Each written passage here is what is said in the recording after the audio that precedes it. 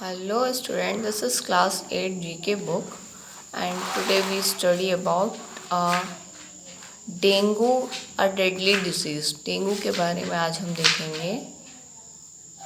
ये अपना third chapter है। Dengue attack at least 100 million people every year.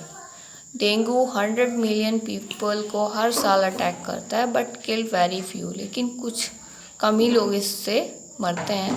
The mosquito thrives in places overflowing with sewage. Mosquito जो है मच्छर, ये कहाँ पर रहता है? सीवेज, नाली वगैरह में, पडल्स ऑफ वाटर, जहाँ पर पानी ज़्यादा रहता है, तालाब हो गया। It love congested cities, reeling and real estate homes where it only needs to fly a short distance to suck human blood. ये वहाँ रहना पसंद करता है जहाँ पर इसको ह्यूमन का ब्लड सक करने के लिए मिल सके। It concentrate in area where coolers and air conditions have not been clean for a long time. ये कूलर्स और एयर कंडीशंस में भी रहता है जो लंबे समय से साफ़ नहीं हुए हैं। सिम्टम्स, इसके सिम्टम्स क्या क्या है?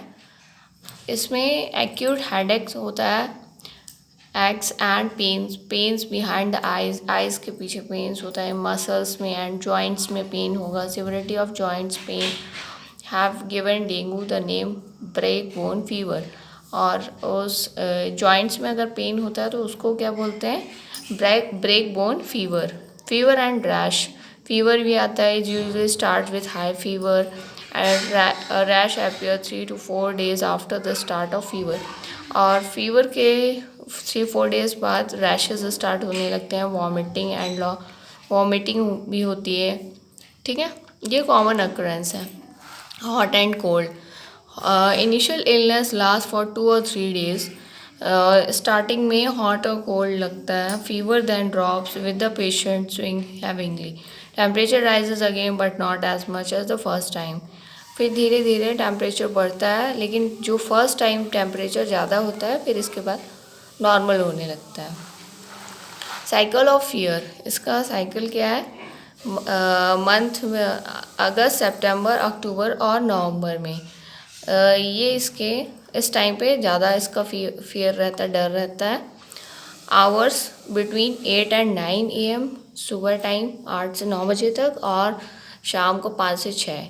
Science when blood platelets count falls, और इसका पता कब लगता है? जब हमारी ब्लड के प्लेटलेट्स हैं वो कम होने लगती हैं, बिलो 1 लाख पर cubic millimetre.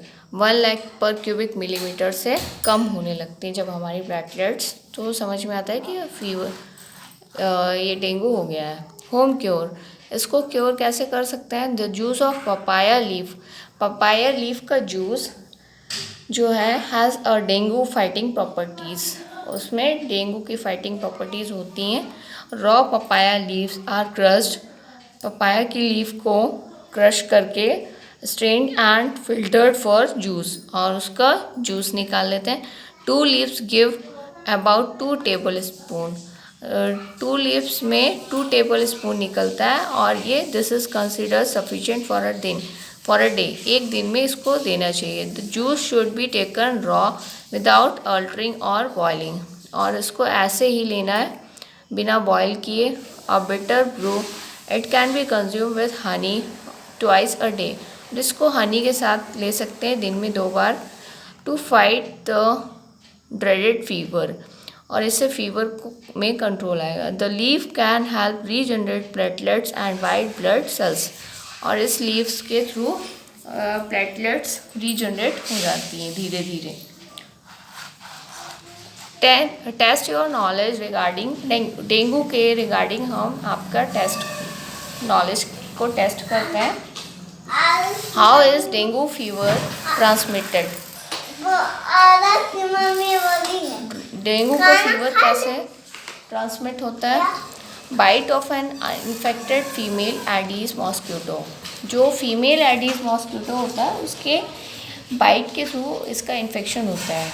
Can dengue spread by direct contact with infected patient, किसी भी पेशेंट के डायरेक्ट कॉन्टैक्ट से ये इसका इन्फेक्शन नहीं होता है। आर वैक्सीन अवेलेबल, इसके लिए वैक्सीन भी नहीं है।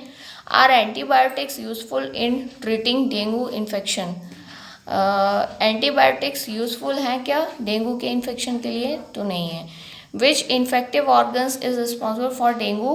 डेंगू के लिए कौन सा ऑर्गन रिस्पॉन्सिबल है? Virus. For how many days does the dengue virus can circulate in the blood? Blood में कितने दिन में ये सर्कुलेट होता है? 2 से 7 डेज में। Bleeding in dengue occurs due to, dengue कैसे होता है बॉडी में? Decrease in platelets level, platelets के लेवल कम हो जाती हैं। Dengue fever is also known as, dengue के फीवर को और क्या बोलते हैं? Break bone fever. Dengue usually attack people who have, dengue किसको अटैक करता है? जिसका लो इम्यूनिटी है। Dengue fever incubation period ranges from 3 to 14 days. Dengue का जो फीवर है वो 3 to 14 डेज में ठीक हो जाता है। Signs and symptoms manifest by a patient in the febrile phase of dengue other than fever. Fever के अलावा इसके क्या सिम्टम्स हैं? सीवियर गैस्ट्रो इंटेस्टिनल ब्लीडिंग, इसका मतलब ब्लीडिंग होने लगती है इंटेस्टाइन में। Dengue is a common communicable disease characterized by high fever, severe body ache and intense headache. Body में दर्द होता है, हेडेक होता है और हाई फीवर होता है। इस डेंगू में ये चीज़ें होती हैं। This disease occurs through out the world accept in Europe. ये डिजीज़ पूरे वर्ल्ड में है, केवल यूरोप में ये डिजीज़ नहीं पाई जाती है। Okay, thank you. अब अपन नेक्स्ट क्लास में नेक्स्ट चैप्टर देखेंगे।